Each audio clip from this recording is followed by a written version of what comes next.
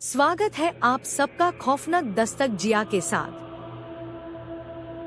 आज की कहानी है कोठी नंबर 73। वह कोठी जहां कोई रहना नहीं चाहता। शहर के बाहरी इलाके में एक पुरानी कोठी थी, कोठी नंबर 73। लोग कहते थे कि वहां कुछ अजीब होता है। पिछले 20 सालों में वहां रहने वाले सभी किराएदार एक हफ्ते के अंदर कोठी छोड़कर चले जाते थे और जाते जाते कभी कुछ बोलते नहीं थे।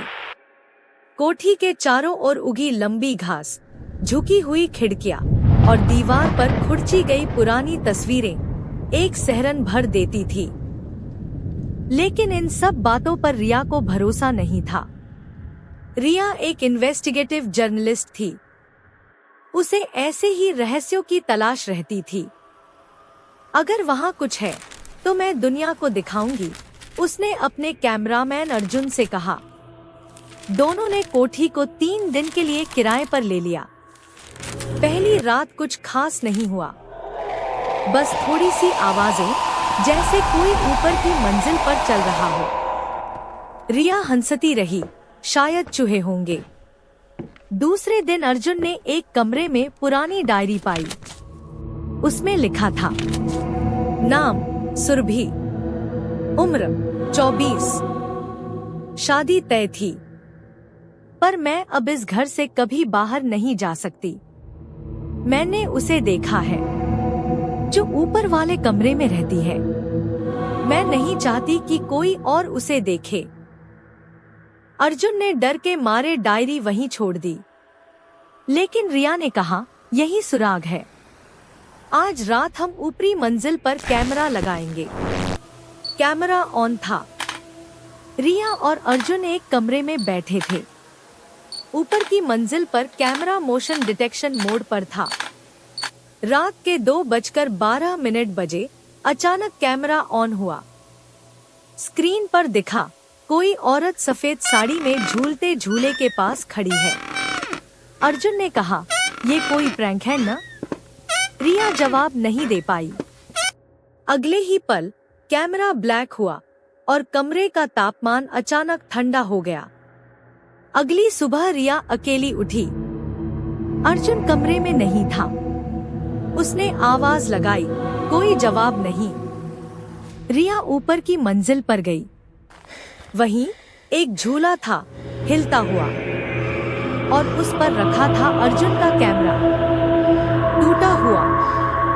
दीवार पर किसी ने उंगलियों से लिखा था, अब उसकी बारी थी। रिया ने उस कोठी की रजिस्ट्री निकलवाई। 20 साल पहले वहां एक लड़की सुरभि रहने आई थी। उसकी शादी तय हुई थी, लेकिन शादी की रात दूल्हा गायब हो गया और सुरभि पागल हो गई। कहते हैं उसने उस कमरे में खुद को झूले से लटका लिया। जब उसकी लाश मिली, झूला आज भी हिल रहा था। उसके बाद कोई उस कमरे में नहीं गया, जो अब अर्जुन ने खोल दिया था।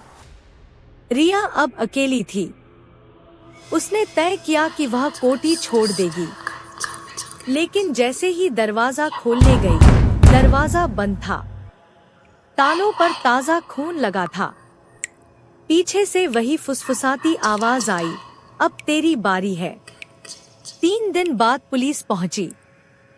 रिया और अर्जुन का कोई पता नहीं चला, लेकिन उनके कैमरे में आखिरी रिकॉर्डिंग बची थी।